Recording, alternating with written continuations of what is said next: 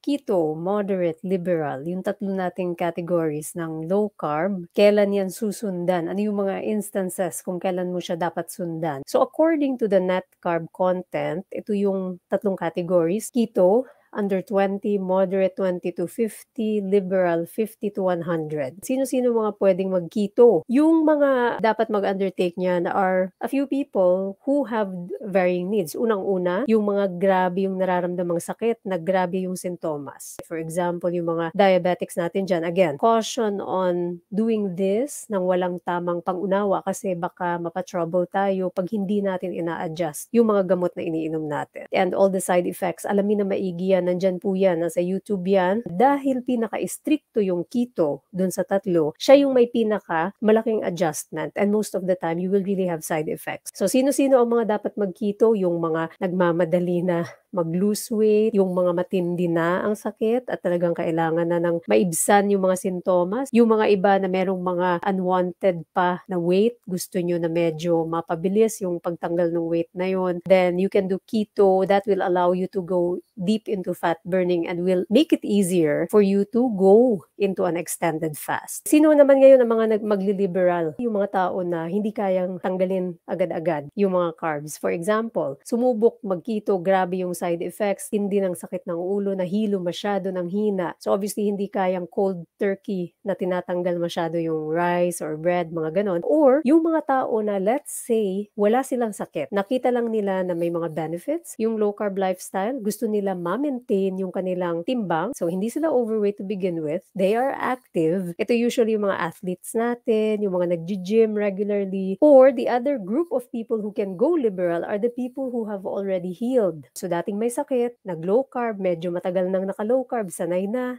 abot na lahat ng goals, ng disease reversal, tama na ang timbang. Kailangan lang dito maintindihan is sometimes, some people, kung mag-liberal, magkakaroon ng reversal ulit ng mga dati na ninyong natanggal na sakit. So in that way, it means hindi kaya ng katawan ninyong masyadong mataas na carb. So you will then go to yung middle, which is moderate. So, sino ngayon ang mga magmo-moderate? Virtually anyone. It can be someone who's just transitioning to the lifestyle. Maraming mga low-carber, hindi kailangan necessarily mag-keto. Mag-moderate lamang ay gagaling na. Pwede ka mag-moderate long-term. Paminsan-minsan keto, minsan liberal, most of the time moderate. You can do that as well. Ganun din yung mga taong wala naman talagang nararamdaman ng mga sakit, mga tao na gusto lang mag-maintain ng good health. So, yun po yung tatlong kategorya. Sana po malinaw yun para malaman natin. Hindi po nakataga sa bato na low-carber ka, lagi ka lang keto. The more that you go in and out of these three categories, the more na meron kang tinatawag na metabolic flexibility. Ibig sabihin, nakakayanan ng katawan mong mag-use up ng